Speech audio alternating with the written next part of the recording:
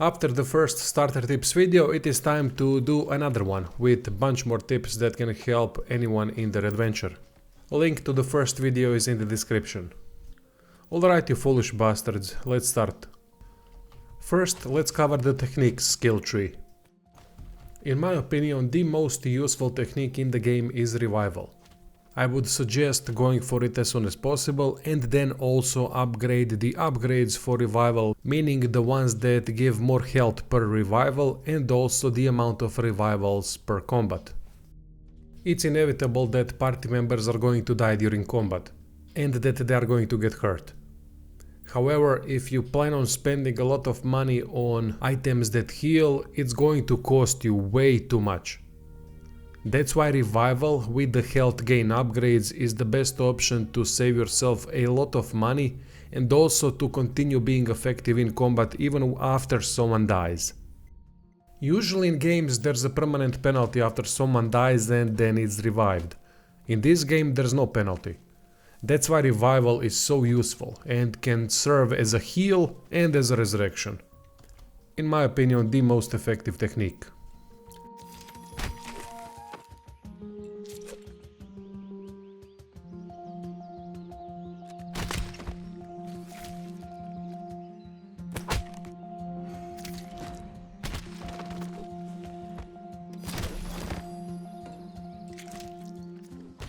Sticking with the technique skill tree, there are a couple of cheap upgrades that are extremely useful.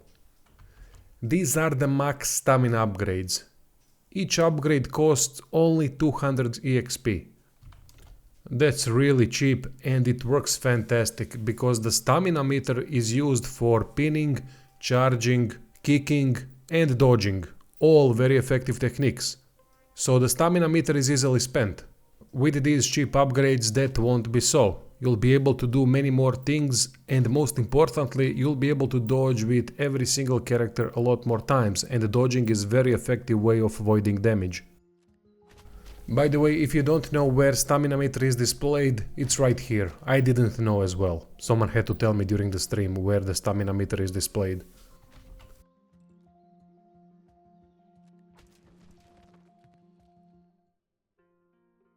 Now to show how to upgrade weapons, armors and accessories.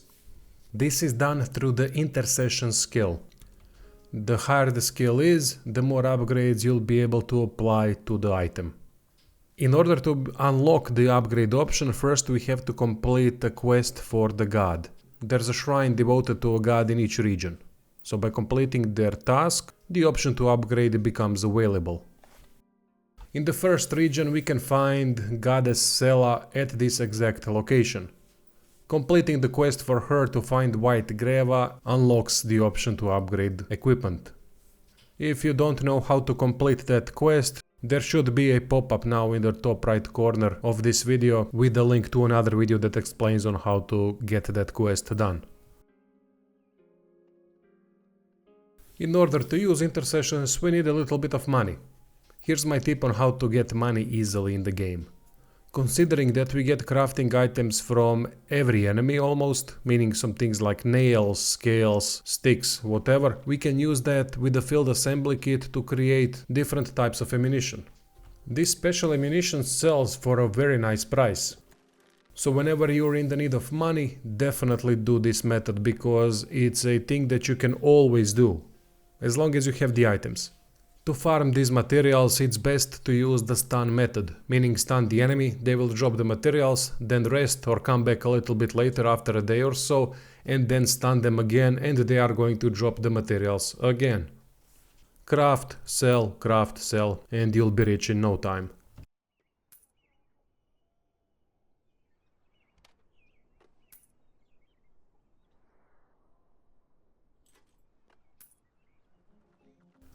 In Banquet for Fools, dealing with ghosts is done in a specific way.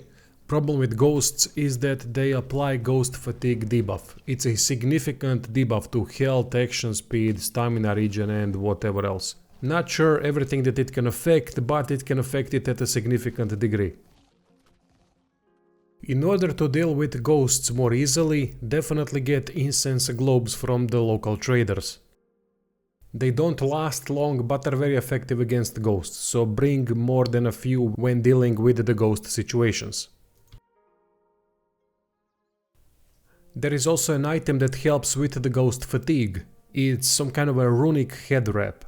That thing can be bought at the chanter in Rosafir. Of course, you can also rest in order to remove the ghost fatigue, but runic head wraps are a nice way to remove ghost fatigue in just a couple of seconds.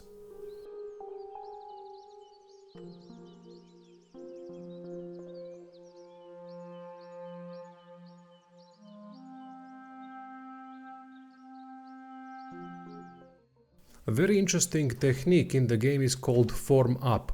It has two purposes. One is the combat purpose, the second one is out of combat purpose. Now, how to use it during combat? First, I would suggest investing into Harmony, which is an upgrade of form up. Basically, we get an evasion bonus inside.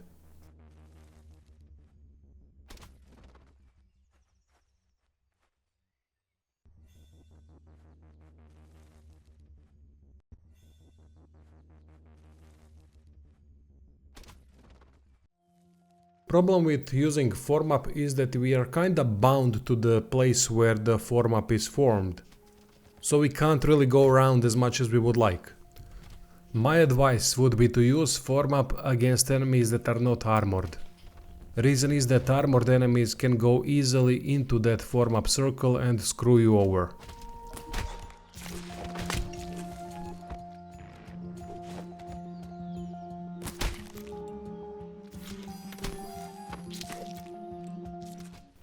While the unarmored enemies can get hit with any of the weapons and then get knocked back, which buys ranged guards some time to reload the shot and shoot again. So that would be my tip for form up. Very useful against unarmored enemies, less useful against armored enemies.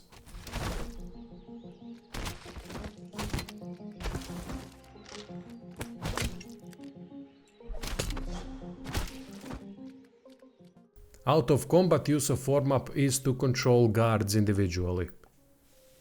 This helps tremendously in some of the quests where sneaking is required, or just to sneak around, steal stuff much more safely.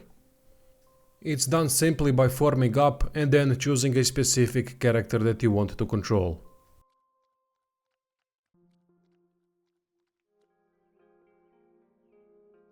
Next tip is about leveling armor. Armor skill can be really difficult to level, because it isn't used as much during the fight as the other skills are. So frequently I was stuck in a situation, if using more than 3 skills, that the armor skill would suffer the most. So here is what to do if you want to level the armor skill during that level. Go into tactics and for spellcasters, disable casting spells. That's an easy way to get them to not cast spells so that the armor gets used more.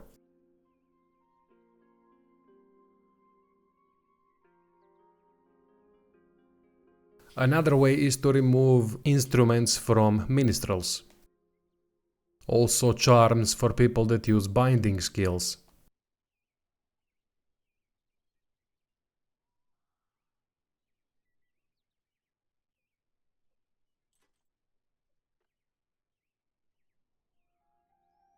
This character, for example, is a frontliner with longsword, large shield and fauna skills.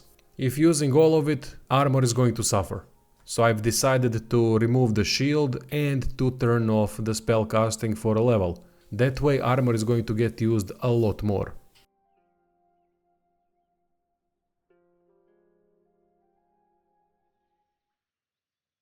Next tip is about chasms or shallow water crossings or anything of that sort that is in between the destination where it's obvious that you can get to the other side somehow. For those crossings we need Wine Rug spell. Wine Rug spell can be crafted at the Wall Tree, or you can buy an item that casts the Wine Rug spell. Simply use it to get across to the other side in such situations.